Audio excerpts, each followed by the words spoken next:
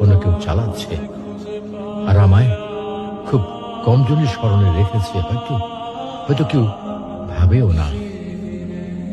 হাতে তাদের সময় নেই, যাদের জন্য এত কিছু করতে করতে নিজের জীবনটাই শেষ করে দিয়েছিলাম। আচ্ছা আচ্ছা, বাস্তবতার এই জীবনে আপনি আপনার দাদার দাদাকে কতবার স্মরণ করেন? আপনার দাদির কথা আপনি কখনো কি আপনার মনে পড়ে? পৃথিবীর বুকে আজকে এই বেঁচে থাকা, এত হইচই, এত মায়া কান্না এভাবেই চলছে। গত হওয়া অসংখ্য প্রজন্মকে টপকে আমরা এই জীবন লাভ করেছি। তেমনিভাবে আগামীতে অসংখ্য প্রজন্মের ভিড়ে হারিয়ে যাবে আমাদের এই জীবন। কিন্তু খুব কম লোকই সময় পায় ফেলে যাওয়া জীবনটা একটু ফিরে দেখার। বাস্তবতা হচ্ছে এই জীবনটা আমাদের কল্পনার চেয়েও অনেক অনেক ছোট।